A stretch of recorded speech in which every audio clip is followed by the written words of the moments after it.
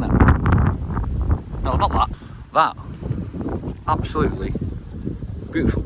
It's gorgeous. I've known it now for 35 years. That's what I love about Tenerife. And what's amazing is in the space of a 180-degree turn, you can go from that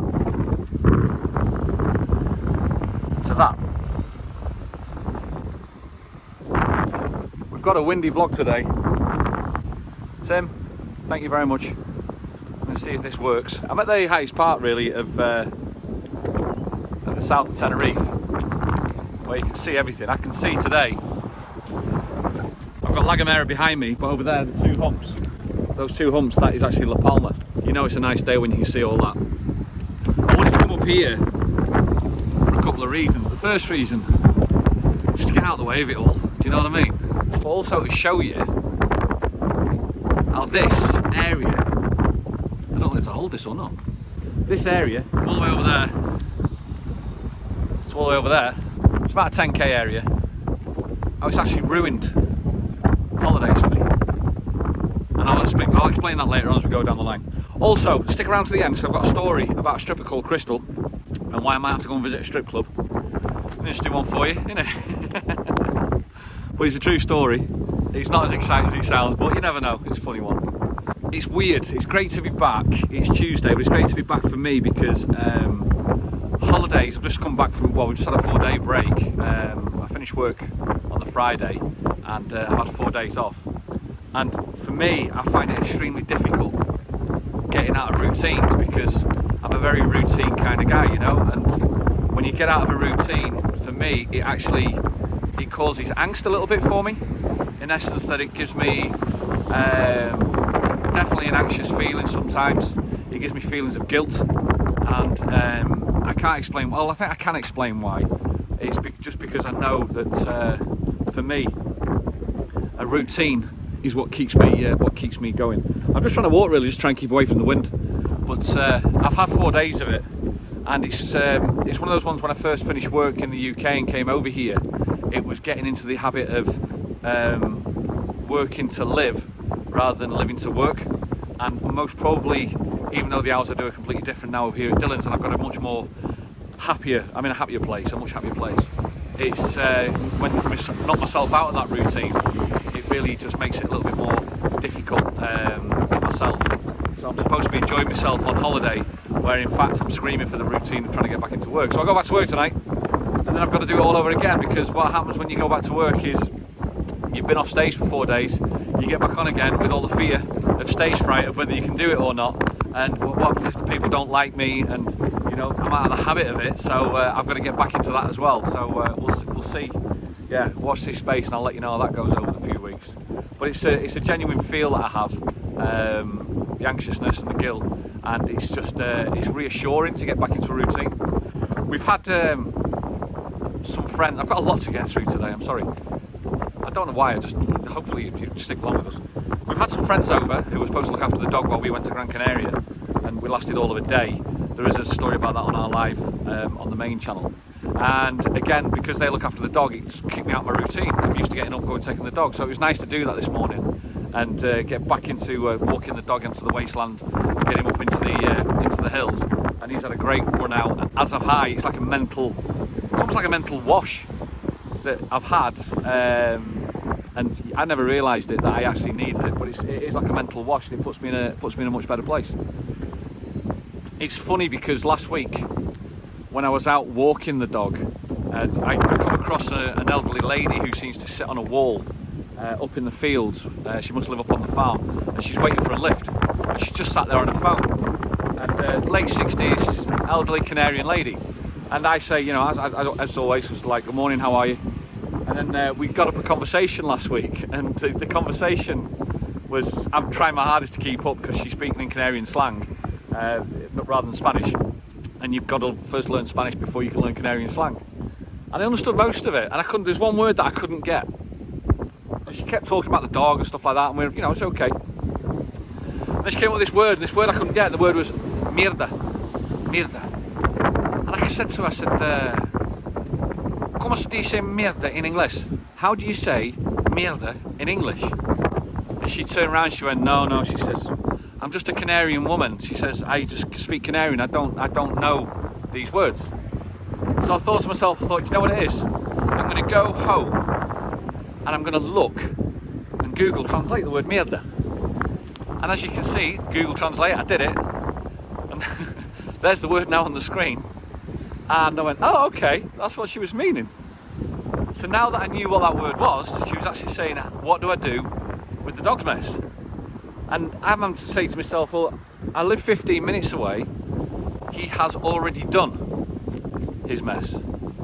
And then you're talking about tenses. So this whole word from mierda gets me talking about Spanish tenses and how I can then translate and turn into conversation. So I saw that woman today and I said to her, look, I understand, yo entiendo. And she said, oh, okay, she's must probably forgotten the conversation completely.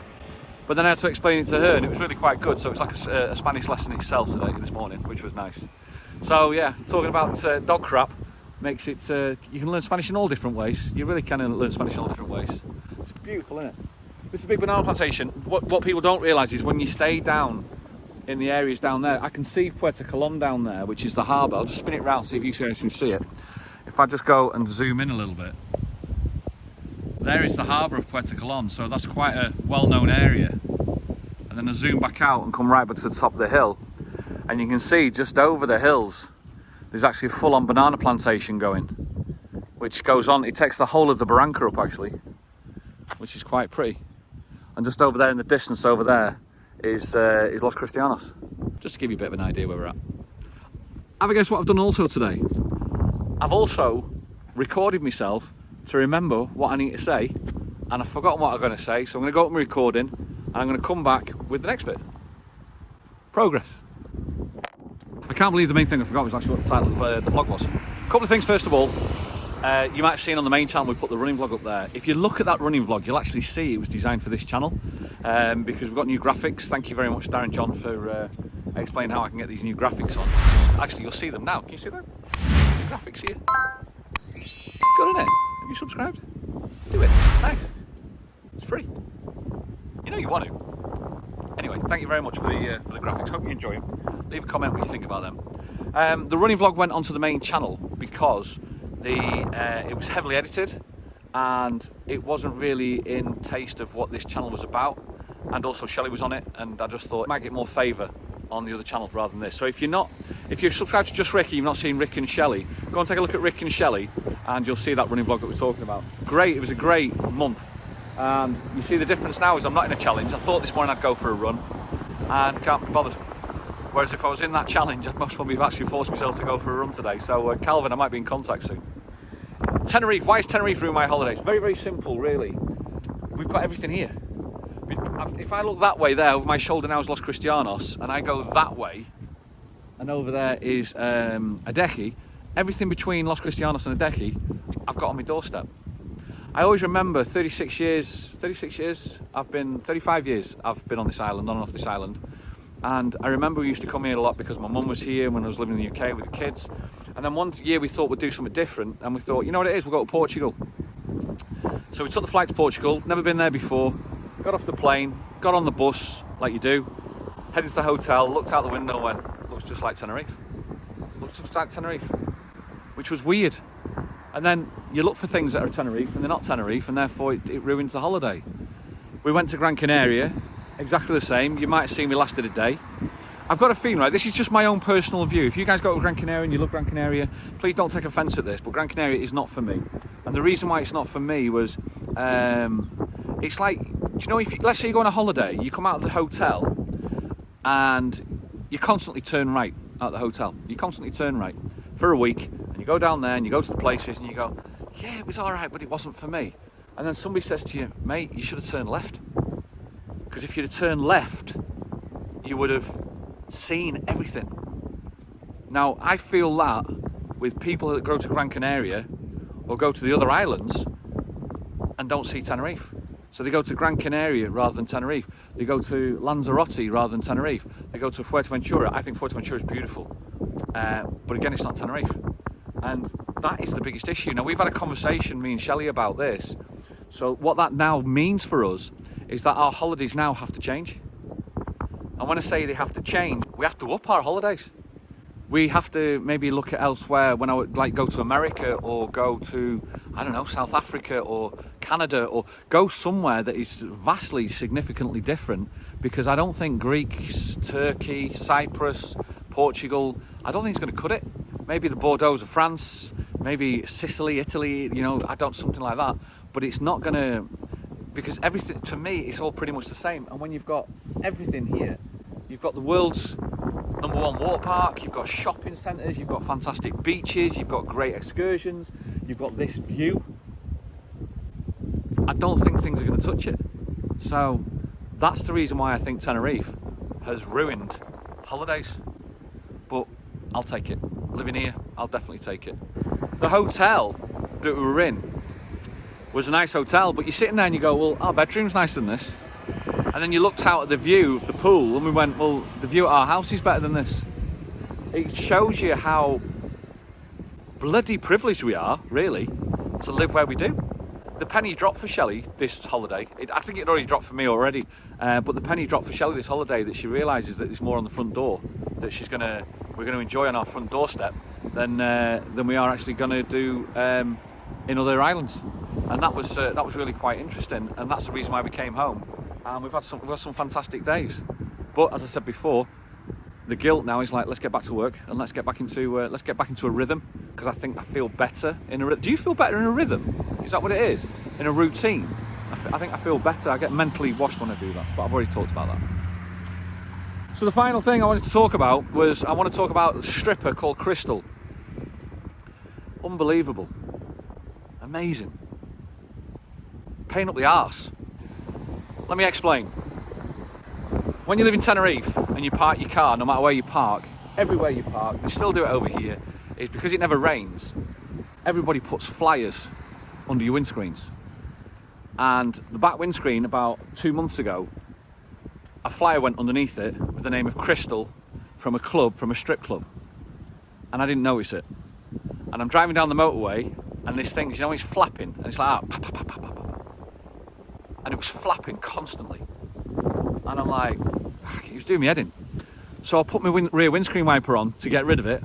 Because the wipers are so dry and it's not been raining and the glass was dry, it ripped the rubber off my wiper, off the wiper blade. So it ruined the wiper blade. I need to go and get a new wiper blade.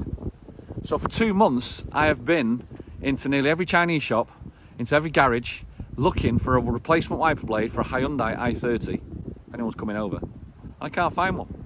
I can't find one. I've got universal wiper blades, don't fit. I've got all these, it just didn't work. I was in a garage, petrol station, and the guy let me rip it open, put it on back, it just wouldn't work, so he gave me money back.